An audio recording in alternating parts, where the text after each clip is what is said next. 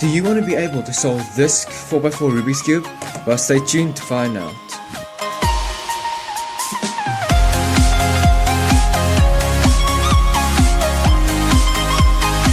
Hey guys, this is Hein and today I will show you how to solve the 4x4 Rubik's Cube with the Yao method. There are timestamps in the description below so that you can follow easily. Let's start with the tutorial. The first step is building the white center like this to make a square. And there are generally two ways you can make this white square. You can either make two bars like this and connect them so that it makes a square like this. Or you can have three pieces on one side and one piece on the other side. And there are two ways to do this one. The first one is to align this one so that when you take the single piece out, you make a bar. And then you can insert it. And the other way is to literally take this part, the long bar, away so that these two match, and then just connecting the two bars and to make a square. And that's how you make the first square. I will do two examples just to show you how to do it. And in this case, what I would have done is I would have done a U2 here so that this bar can align there and this one here, so I can push, connect them, and there you go, white center. Okay, here's the second example, and in this example I would have connected these two like that and connected these two like this, and then just, there we go, connect them like that. So that's just the way of doing it. The next part is making a yellow square like this, and just like the white square there's two ways of doing it. The first one is to make a bar like this and then doing an RY move, U2 RY prime to set it there and not to break this square, and then connect another bar. And how you do this is you take the current bar, replace it, do a U2 and then undo it, and that makes the white square like this. The other way is when, again, there are three pieces like this and one piece here. The first way you can do it is to do an RY prime so that this piece and this piece will align, do a U prime, F prime, and then putting them back. And the other way of doing it is again replacing it, this blonde bar, so that these two match, then just undoing what you did, and that makes the yellow bar. In this step you'll have three white edges that you need to connect like this, and for this you need to know the color scheme. A quick tip to learning the color scheme is when you're holding white to the left, it goes red, blue, orange, and green. Since there aren't any center, there aren't a main center, so you have to remember the color scheme. And of course, if it's yellow on the left side, it's the opposite of the white on the left side. So let's go through it. There's only one way you can connect them, and that's when the two pieces, the two white pieces are opposite of each other. So connect them and insert them. Now let's do this one. We can connect them like this, and as we know, red and before red is green. Now we have the orange already aligned, and you can insert them like that and just insert it like this. And as you can see, now you're done with this. This step is quite intuitive, you can really figure it out yourself, but it's really easy. Just connect them like that, but you don't have to connect the fourth one, only the first three pairs like this. In this step you'll solve the rest of the square centers like this. And again, just like the previous centers, there are two ways of doing it. Making two bars like this and then just connecting them. And also, the reason why you didn't solve the fourth slot like this is so that you can do the U move without breaking any of these pieces. So after red comes blue. So what I would do here is I would connect these two and then undo it. I would connect these two to make a bar, and then replacing them, do a U2 and undoing it. And after blue comes orange, so here we can insert R2, and there we go. And that solved all the centers. And also, if there were three pieces on one side and the one piece on the side, you just do the same as we did before. So for instance, here you could have inserted it like this or like that. And that's building all the centers. The next step is to make the final white a pair like that. So you would do this, you would connect them, you would remove them, and then undo it. So, and then you just align them like that.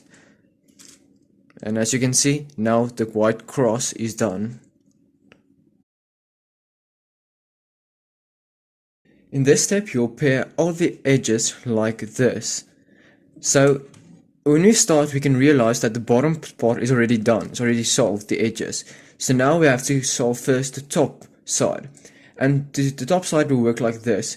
When you insert a pair or sledge, will determine where the piece is. So for instance, if I want to do this part, I could insert the edge here, connect them, and replace it with an unsolved edge and undo it. And this is very important. This you'll learn with time. I'll show a picture on the screen. You can either insert or sledge, and when you insert with these pieces, that will make it be in the bottom slot. If you insert it with these pieces, it will be the top slot. And if you sledge it with these pieces, it will be in the bottom, and sledge it with these pieces, it will be on the top side. And now you need to know that, because that's going to determine how you can pair them. For instance, if you were to do this yellow and orange one, you can't just insert it, because then it won't be connected. So what you can do is here, you can sledge it in, you can connect them, and replace it with an unsolved edge, and then redoing it. So the next one is going to be blue and orange. I'm just going to show if it was like this. Then what you can do is you can do the flipping algorithm, which means you replace this one with this one, then you do this algorithm, and then just undo it. And as you could see, that paired it. And let's just replace it with an unsolved edge. And as you can see, now you have 3 solved edges. So let's do one more. Let's do the blue and yellow one. You can just sledge it in, connect it, and replace it with an unsolved edge. And as you can see, now it's done. The 4 top edges are done, but the 4 middle edges aren't done. Later on, you're going to have to learn 3-to-3 edge pairing, but that I will do in a later video. This is just the basics. So what you're going to do now is you're going to pick a random edge like this, take it out, and replace it with a solved edge. Now you look for red and yellow, and as you can see here is red and yellow. So now we can insert the piece like this. So as you can see, there's still one unsolved edge at the top side. So now you connect these two, as you can see, like that, and you replace it with that unsolved edge. And as you can see now, the top 4 are done and 1 extra is done. Now you're going to have to do the same with this part. Remove the unsolved edge and replace it with a solved edge, as you can see. Now replace this part so that you can connect this one to connect them and replace it with the unsolved edge. And as you can see, now it's done. I was lucky with that one because it already solved the last 2 edges. But what will happen more often is this case, where the 2 last edges aren't solved, but they're exactly the same, so you can't really connect them. And what you do here is you replace this piece with this piece, and you do the flipping algorithm, and you undo it. And as you can see, that solved the edges. And now all the edges are done. Now you're at the 3x3 stage, which literally means a 3x3 Rubik's Cube. So for instance, just imagine this yellow as 1. So it's yellow, yellow, green, green, orange. So just imagine these 2 pairs as 1 cube. Not 1 cube, sorry, 1 block. So you're going to do this like a normal Rubik's Cube. So you're going to solve it with F to L. Just like that. Just like a normal Rubik's Cube, yes, you could see F to L. But there's one difference, and that's parity. You get OLL parity and PLL parity. Let's go through them all. You know it's OLL parity when you get something like this, because as you know, you can't get a 3x3 Rubik's Cube with only 1 yellow edge. So we know this is OLL parity, and what you should do here is do F, R, U, R prime, U prime, F prime, so that everything is done except for this part. And now here you're going to do the OLL parity algorithm, and it goes like this.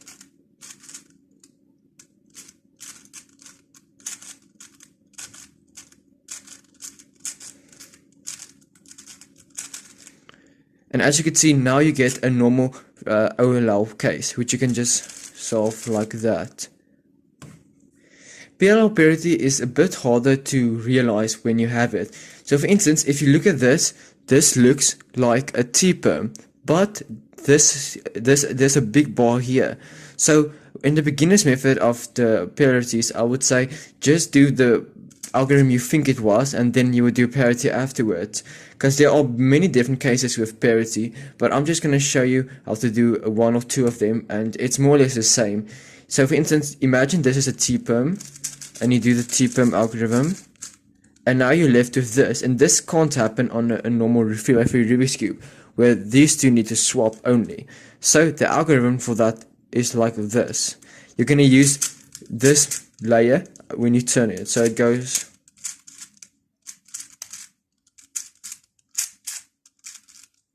and as you can see, that solved the cube.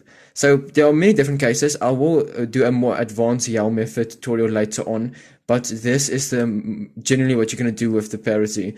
So just look for an algorithm you think it was, like we thought it was a T-perm, do the T-perm, and then you get PLL parity. But there's one more parity that's very important, and that's this PLL parity, when these two need to swap, and that's the only thing. And how you do this is you do R prime, U prime, do parity algorithm, and then insert this corner like that. And as you can see, that solved the cube. Thank you guys so much for watching. I hope this tutorial helped you to solve this Rubik's Cube. And please give a like, subscribe, and peace.